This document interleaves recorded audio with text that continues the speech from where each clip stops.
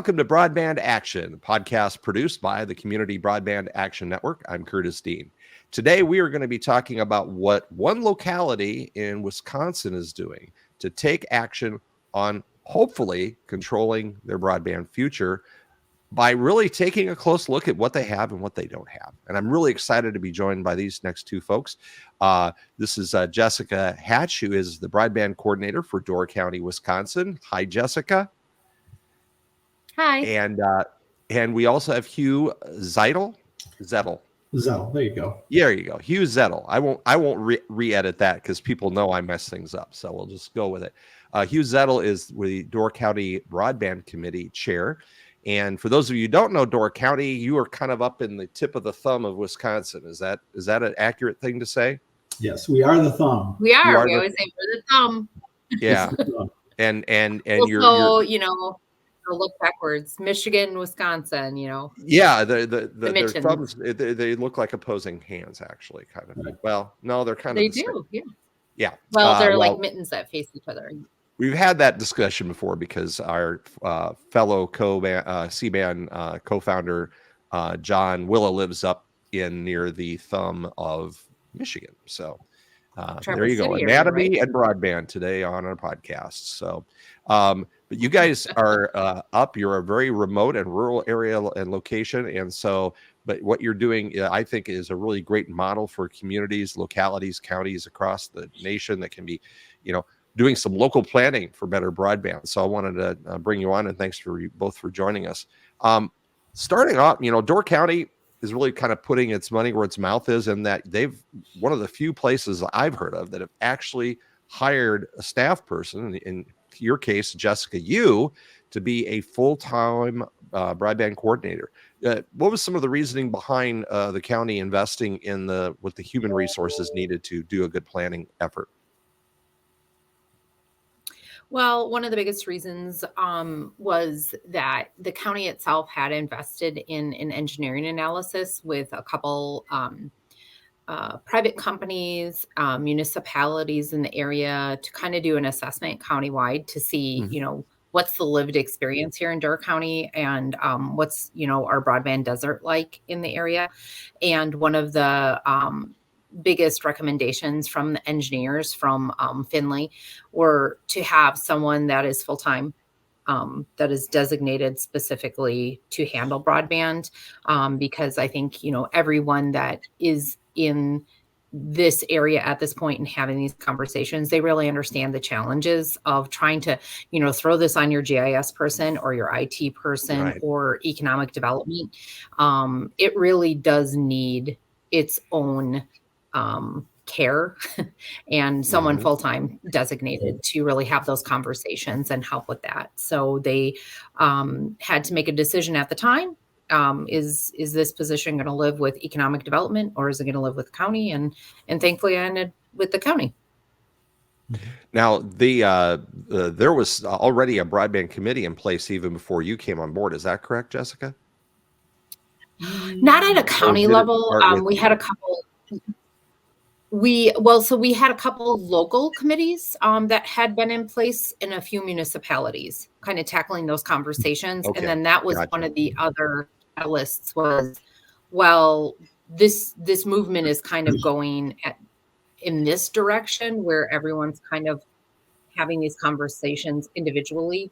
So kind of just stayed naturally, as a federated approach, where our municipalities their own ad hoc committees, but we stood up. I started my position. We stood up our county committee that Hugh was designated the chair as. And as chair, Hugh, what your roles and duties include going where Jessica tells you to, right? After all, she is coordinating. Yes. So I think part of it is, in our role as county supervisors, we basically implement the policy that's done at the county board level, at our committee chair perspectives.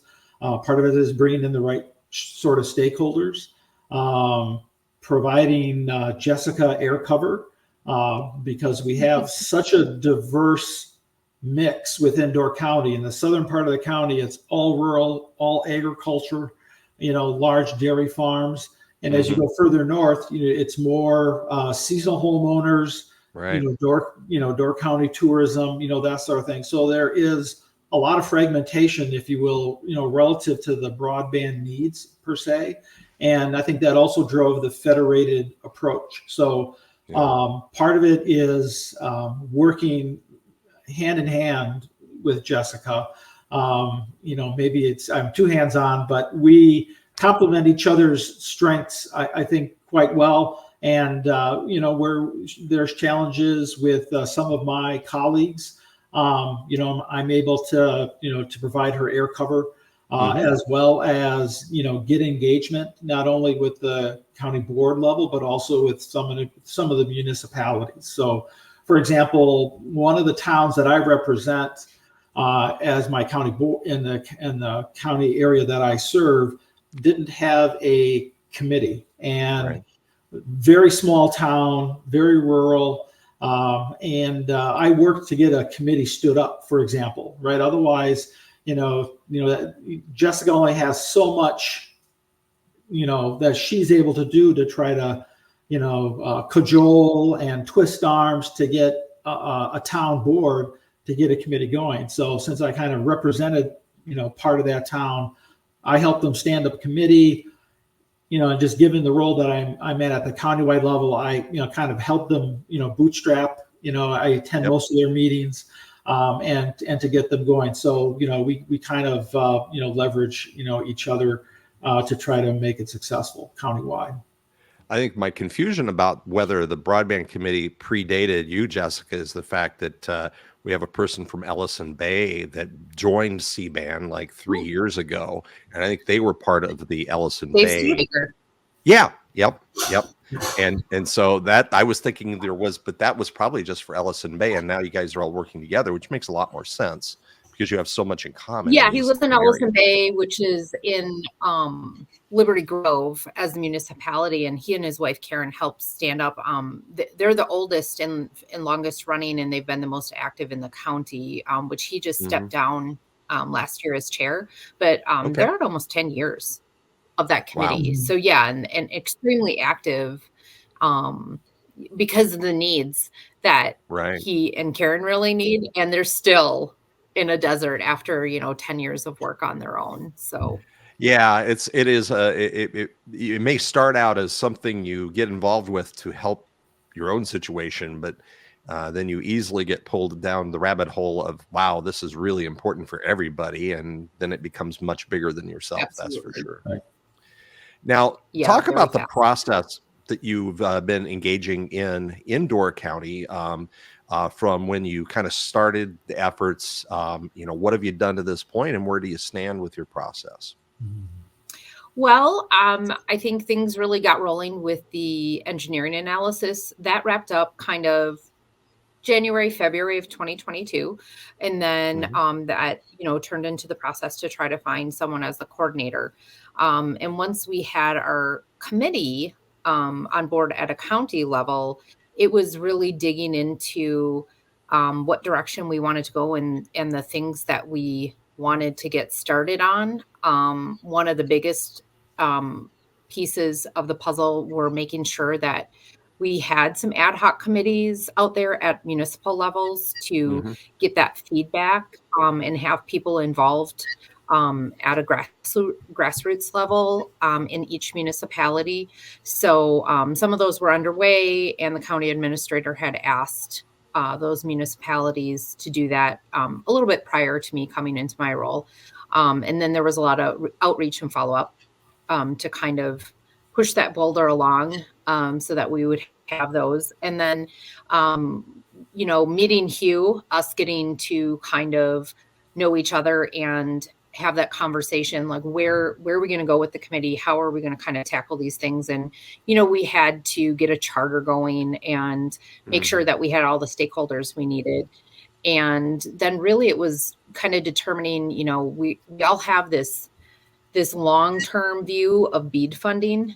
So what we kind of looked at was like, well, what are the things we need to tackle to look at qualifying for BEAD funding as a community? So, and then, breaking it down into an approachable format for us to agenda things and getting feedback from our committee members on things that they felt were important for us to tackle. And we knew we obviously needed to get a snapshot of like what is broadband like in Door County. We have this engineering analysis, and they did do a survey, but and they felt their survey response was really good, which we had about a response of like 940-ish. But out of 25,000 E911 addresses, I didn't really feel that was enough of a snapshot. Neither did Hugh. So it was kind of a decision-making process on we need a survey. What should we tackle? What do we want to include? What do we not want to include? Right. And we met with another committee member, and then really it just came down to me kind of saying, well, wait a minute, the Wisconsin Broadband Office, who have been in place now for over 10 years, has this fantastic survey tool called Wiser. So it's Wisconsin Internet Self-Report. And it ticked all the boxes for all the questions we wanted and needed, and also had a built-in speed test. So it was just a matter of reaching out to them and partnering with them on utilizing that tool and getting a data use agreement in place, which was not too tricky, and working with them and really understanding that we want our feedback from our residents to be reported at a state level, but if we create our own survey, are they going to accept it? If we use our own speed test tool, is it going to meet the needs of what they want? Because the whole point of this is, yes, for our planning purposes, but we wanted to have a larger impact to the state for BEAD funding as well.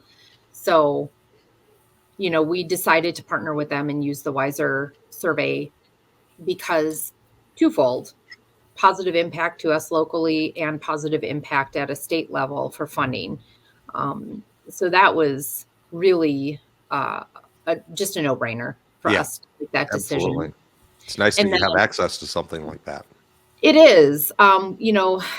In everything that we've done, we really like to come back to, do we need to reinvent the wheel, or do we need to just kind of make sure we're finding the best tools that are already available, and then how can we implement those tools and use that information and data for that.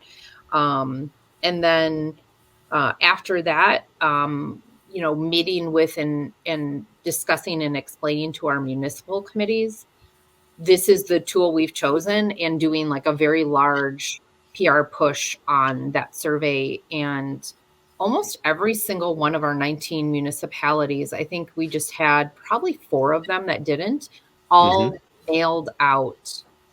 We went with a paper version and the online tool, because how do you take a broadband survey if you when don't have internet?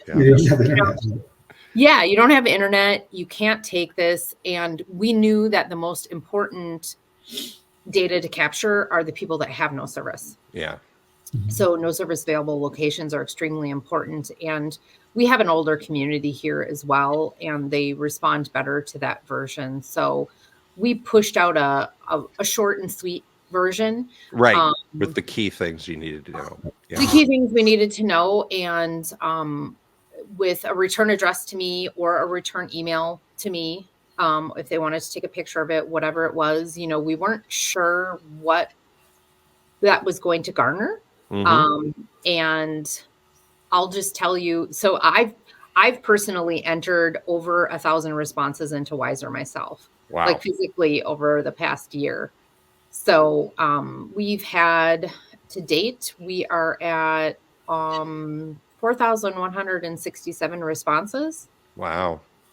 For Wiser. And there is about 1,200 of those that were paper or email that were sent back to me. And we've had a great response. So, when we look at our response rates, I'm really lucky with Hugh's background and he worked at GE for years, GE corporate. Mhm. So he's really good at breaking all this down, where we decided we'll look at this by E911 response. We will look at by broadband serviceable location, FCC response rate, how Yeah. many service locations we have. And we also look at it by census. So we look at it 3 different ways. And at this point, the best way to really look at that is by BSLs, Mhm. which we are at almost a 30% response rate, roughly, for BSL locations. Well, that's an excellent sample. Do a is. little marketing research myself, and that's a amazing response. And obviously, getting the word out is the key to any kind of response like that. Is making sure people know that because there are going to be people that say I never knew anything about that, but it sounds like you guys really all worked hard on the local level there to communicate with people to participate in the process. Yeah, those municipal committees really did, and we were fortunate enough that those municipal boards did approve for them to physically mail it out and pay postage to send it out to their tax bills. Right. Yeah. Right. Yeah. And then the municipal leaders also did things, Curtis, such as engage with their school boards. And Mhm. so when they would, do the signups in the fall for school, right, that'd be part of the kit. So you get parents, to, make sure they can provide feedback, since we are so rural, COVID was very painful in terms of not being able to do remote schooling with folks that didn't have broadband access, or because even our cellular coverage is very spotty in a lot of areas. They tried hotspots and hotspots didn't work. So school districts were very important stakeholders and champions with us to get the word out and to get the survey done. I think the other part too is getting the visual feedback of it. And I think that's where, the other strength that the county has is a very good GIS department. So the fact that we were able to do the data sharing agreement that Jessica talked about, and then basically, if you will, light up a municipality with, dots showing whether you had service, what did the Ookla speed test, provide? Right. Where do we have pockets of no coverage? So then to visibly see that, help reinforce to the municipalities that, hey, this is a big deal, or why is this pocket not responding? Right. Yep. So that sort of feedback, being able to show them, here's where the survey is deployed. Here's the response we're getting. Here's the results that we're getting. And I think that kind of reinforces as well what was in the Finley study. I think the Finley study was eye-opening, because in the areas even where we thought we had a good service, because of the speed test data that they included, it showed, people really weren't getting what they were paying for. And the nice thing about the Wiser survey is having that speed test helped reinforce that, which also helps us in any kind of grant narrative to be able to have that volume of statistically relevant data to say, this is what we have in our community, and we need to improve it. And that's, one of the struggles that we've had in the broadband industry, especially with funding opportunities, is the maps, and the fact that most maps are based on provider self-reported maximum speeds or available speeds, and not that there's always in many cases, a big disconnect between what the provider is saying and what the person is experiencing. So kind of having that ground truth on that really makes that help. Not to talk too much about maps, but we can't talk about broadband planning without talking a little bit about maps. And absolutely, you guys did a really a neat exercise. I thought you had a broadband or a summit essentially here a few weeks ago, and I was able to attend online. And I liked, Hugh, how you really kind of showed how you take the information that is being provided on a national level and even down to the state level on broadband maps, and really could take a close look at what that actually means and what's right and what's wrong. Talk a little bit about that process. Yes, it's I live in town of Sevastopol, so I've been helping that committee with their kind of evaluation exercise, and with their effort in getting broadband for their 3,000 citizens. Um, it's always, again, being an engineer by trade and a marketing analytics person, right? You gotta get your hands on the data. So Yeah. It was a challenge looking at on one hand, the broadband serviceable locations, because all they are just dots in the hexagon, and then you got to try to make sense of it. So a lot of that had to do with a couple of things. One is having a GIS department where you can get the addresses. Unfortunately, in the broadband world, you have to change your thinking from street addresses to geolocations. Right. Everything, right? So that, the geolocation, your longitude and latitude, that rules. And then your street address, if you will, becomes a translation relative to what in your community. And we know we had some challenges when we first looked at the BSL data in our town, and it's like, what are all these building 2s and building 3s as an address? And you make this assumption that the data is clean, and that's obviously the first assumption is, okay, there's some things that are missing, and some things that we found missing were things like there were contrived addresses, like the FCC had a BSL location. It's like, that doesn't exist. So one of the key things is working with a GIS department or your land use department. They are the source of truth, right? Because at the end of the day, it's the parcel that's legally defined within that, land area. And from the parcel, you define, street addresses and all those sorts of things. So on one hand, that, if you will, is our source of truth. And so it's how do I map that source of truth and the geolocations that are associated with it with what the FCC said. So the first pass was taking all the broadband serviceable locations and getting rid of, if you will, or identifying, the contrived addresses, the made up addresses, and those sorts of things, and putting those off to the side or defining them as invalid.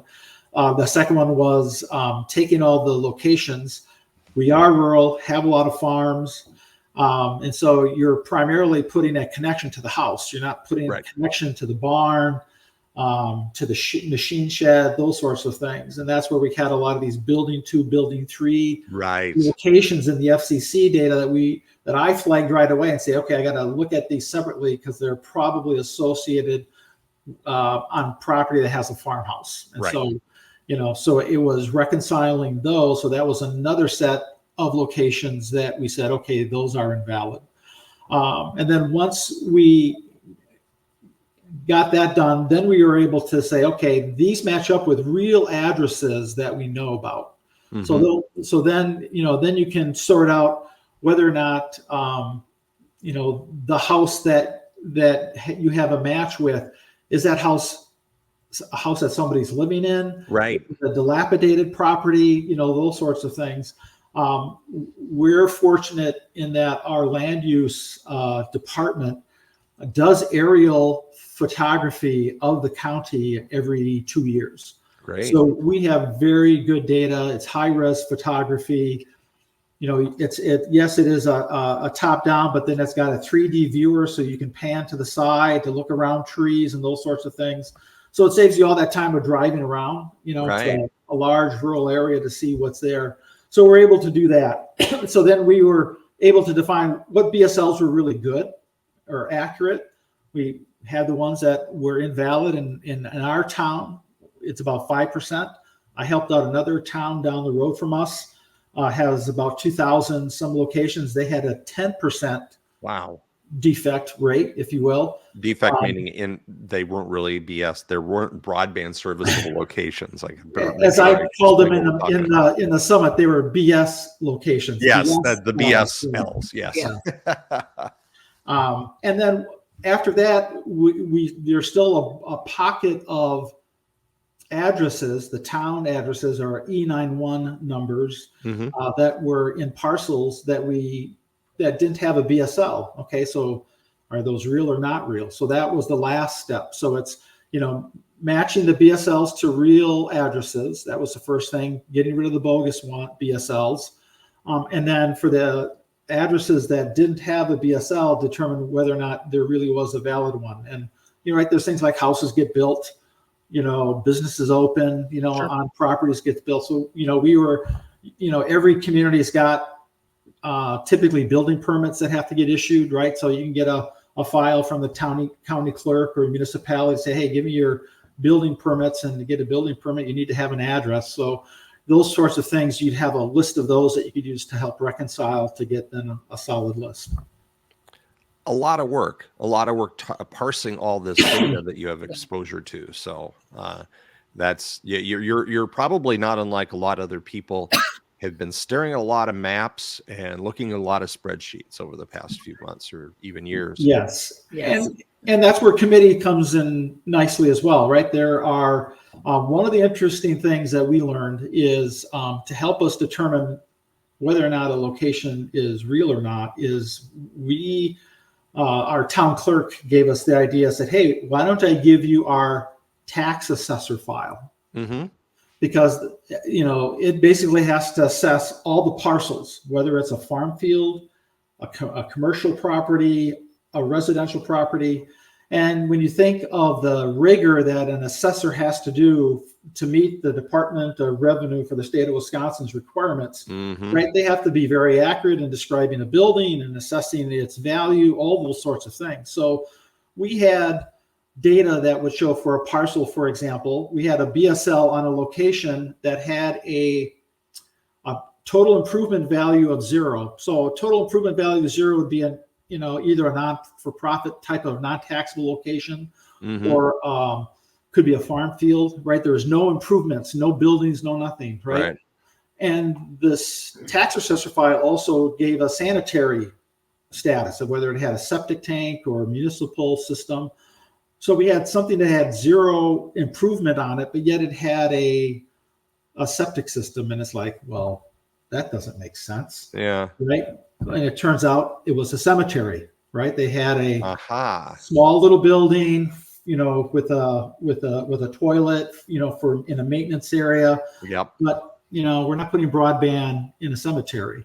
So those are the kinds of things where, you can use some files and just, merging some data to help you kind of clean that stuff up. And then we had about 200 locations that we were scratching our heads about. So we just kind of distributed it amongst the committee, and within 2 days, people had, their notes, about, Yep. What was what. So we had nice, clean data.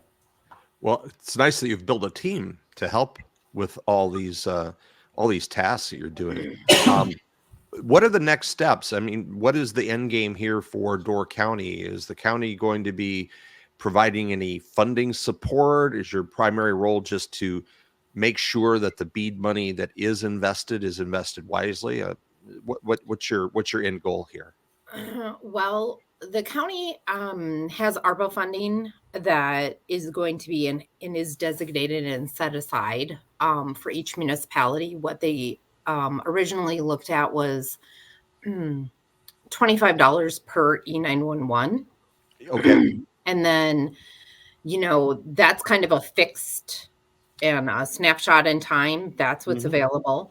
So what we kind of came up with discussing with the county administrator is kind of our own internal little like broadband grant for the Sure. municipalities, and things that are approved uses, if you want to use this towards an engineering analysis, or if you want to Right. use it towards infrastructure or digital equity and inclusion.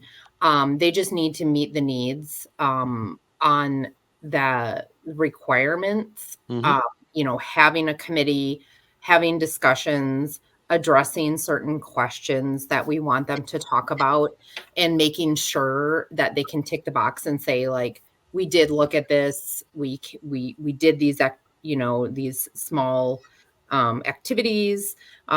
We want to apply for our funding. This is what we're going to use it for. And then the county committee will review it. And a majority of them are using that towards matching funds for grants with providers when they are applying for grants, unless they have their own ARPA funding set aside that they're still saving and wanting to use. Right.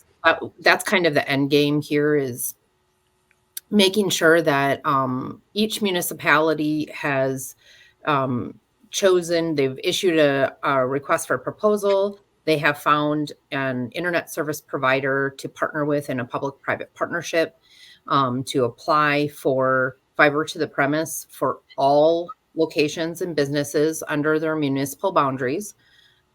And then utilize the funding that they have available if they want to for matching funds, and then build out under those municipal boundaries and in those relationships and under their public-private partnership to make sure that everyone is served under those areas.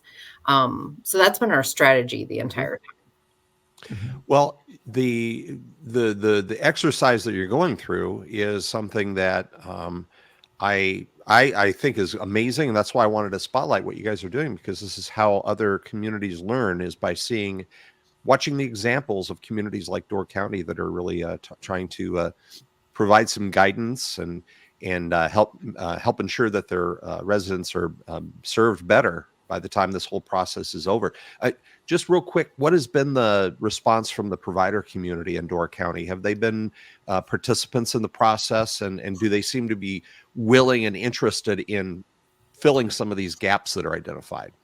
Well, it's definitely changed, from when I started my position in April of 22 to now.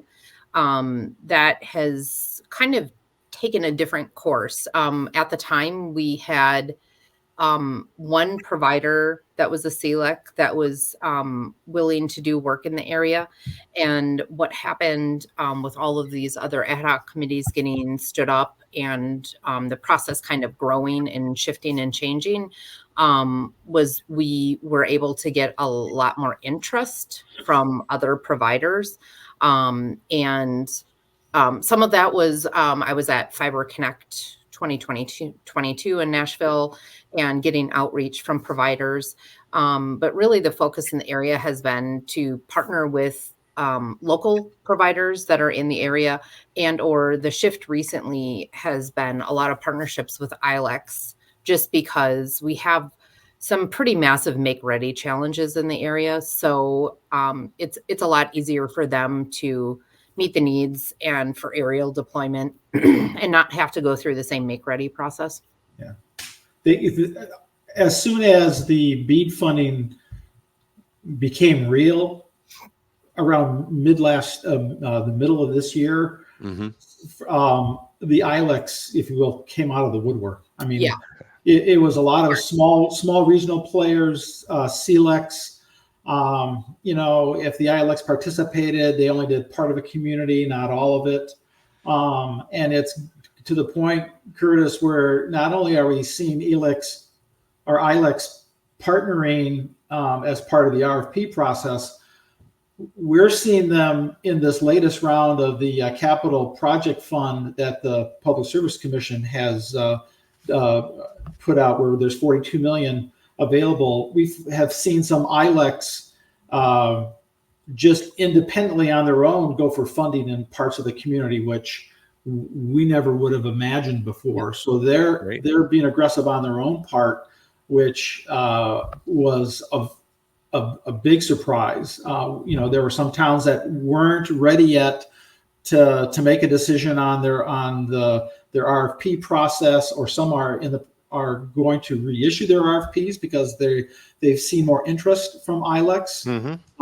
But in this recent funding, there are a couple of the ISPs that are in these ILECs that just put a request in really without partnering, which was kind of surprising. But it just shows how aggressive and the mentality's changed, relative to going after the BEAD funding, or getting ready to go after the BEAD funding.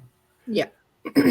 Well, I think that the key is taking action. That's why I think communities need to be more proactive in this area. I've had some personal experience with communities that have sat on the sideline and just let market forces do what they want to do, and they're still waiting for better broadband. And others that have gone through processes like what you're going through are able to stand up and be noticed, and then hopefully served by someone, because it always doesn't come down to just building publicly owned networks. It's about helping identify the challenges and attracting providers that are willing to step forward, perhaps with partnerships, to solve those problems. So I think that's probably one of the biggest lessons as we've shared amongst the various community stakeholders that are championing this. The key part of the messaging that we've learned, Curtis, says this isn't, if you're going to wait for this magic ISP to come out of the sky and put fiber to everyone's house, that isn't happening. Market forces didn't work at all. Right. They cherry picked locations, left the rural, community in the dust.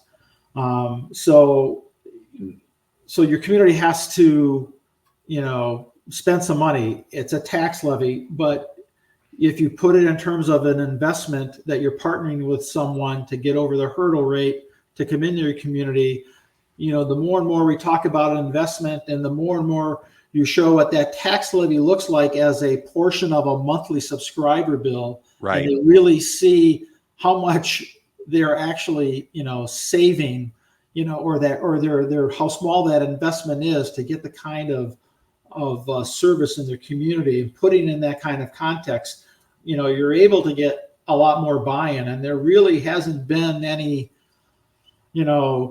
pitchforks and shovels sorts of meetings, at all in the towns. It's been very engaging, and some residents at some of these meetings say, why on God's green earth didn't we do this, years ago, sorts of thing. So, the context of, hey, this is an investment, along with what the ISP is doing, along with the potential that the BEAD funding or other state funding, if you have it in your area, will provide. I think there's a lot more momentum for folks to take a look at those different types of solutions. Yeah, and to circle back to the discussion we had, with partnering to use the Wiser survey, some of our municipalities, just for the town board's sake, to feel a little bit better because of that tax levy discussion, they created their own municipal surveys that they sent out, and some of them were a little lengthy and some were really short, and some of them had some really good strategy where they did it during an election, and it was, three questions, and they just had someone, after people were done voting, that they were, all volunteering for the committee, and they all took shifts and talked to people about that and got feedback, from their community directly on the people that were at the polls, to kind of have a better idea of, like, do you want this work to continue? Are you okay with funding it, depending on, what that cost is? And are you interested in being involved or volunteering? Right. Because some of our committees, you don't necessarily know everyone that's in your community, and what, maybe they're just a part-time. We have a lot of secondary homeowners here that are, software developers, or have background in IT, or are retired, and have time for this, and have been a very intricate part of their committee work. Well, you gotta mine for those hidden gems when it's all hands on deck in a You project do. like this. And I think that's really one of the keys, right? Is make it an open, transparent process so that people can engage to whatever level they want to. And I think that most people, once they understand the issue, they see this as a quality of life initiative. And communities have been investing in quality of life initiatives forever. That's why we have trails in communities and parks and things like that, because it improves the quality of life for the people who live there. They don't necessarily have a direct return on their investment, but they are returning on the investment of making it a great place to live and work and play. And so I think that's why people tend to get behind these efforts like what you're doing there in Door County. Well, I want to really thank you both for coming on today. It's been a great discussion, and want to thank Door County for being a C-band community member. Thank you for Absolutely joining in our little network here, and hopefully the information that folks learn by enjoying the podcast today will come in handy as they maybe look to do their own local planning. So I want to thank again our guest today, Jessica Hatch. She's the broadband coordinator for Door County, Wisconsin, and We've got Hugh Zettel, who is the chair of the Broadband Committee there. Thank you both for joining us. Thank Thanks you for having us. Curtis. Appreciate it. You bet. And we'll see you all next time here on Broadband Action.